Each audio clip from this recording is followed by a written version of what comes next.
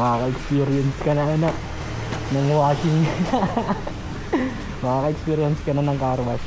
Dito ba yun? Dito total. Dito to. Doon. Okay. Pasok ko na muna.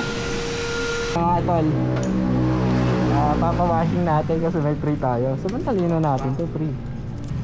Ate, excuse po. So, ayan si CJ tol. Papawashing natin. Solid. Ina mo si CJ. First time mo magpawashing. Okay, hindi ka na sa bahay. Iwa-washing. Sa ibang lugar na. Ano na, car wash na. Makaka-experience ka na anak ng washing. Makaka-experience ka na ng car wash. Galing tayo sa Payusan, tapos diretso tayo dito sa car wash kasi may free daw. Dito yun mga tol, sa ano, Santa Cruz. Eto. Sa RD Batalya car wash mga tol. Dito yun no.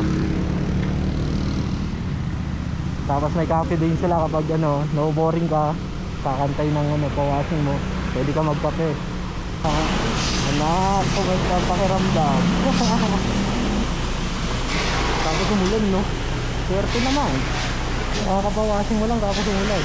Okay, meron sila dito ano, sea salt latte. Ito. Tapos ipag-isado din. Tapos dito, meron din na Gempo, Portadogo, pizza. Ayun, mga pizza pa.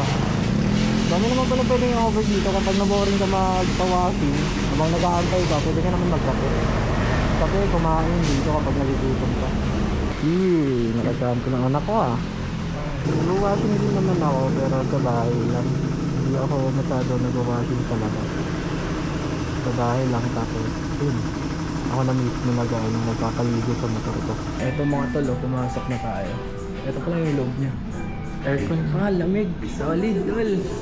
Tapos dito tayo sa salamin. Kita ba? Solid pala dito sa loob tol. Siyempre pag may ilaw na yan, solid din yan. Maganda yung mga ilaw, mga lights na yan. May aircon dito sa loob habang nagpapa-washing ka ng kotse or motor. Tapos dito ka lang sa loob, mag-order ka din ng ano. Siyempre ako nag-order na ako Ayoko naman mag-foods. Kaya ito yung in-order natin tol. Matcha. Ay, sa milk tea. Yung 22 ounce na yung pinuha natin tol.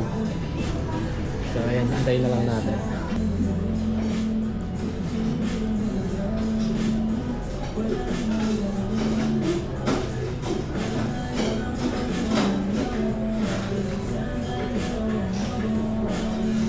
Kita ko lang ito sa release yung matcha. Tapos kaya isang natamag matcha pero damo pala yung gusto.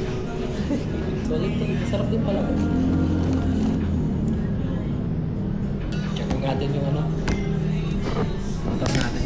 Ayan mga tol, pulido talaga yung gawa niya. Pulido talaga kasi kung hindi yung pulido mga tol, tapos na agad yan. Pero ayun, hindi pa tapos. Yung pinupulido niyang gawa. Okay, ayos din.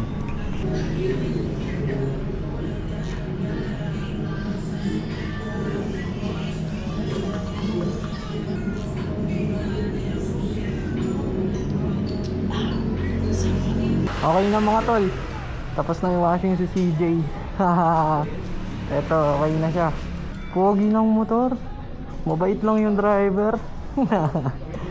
So ayan guys, uwi na tayo. Thank you. Malinis na motor natin.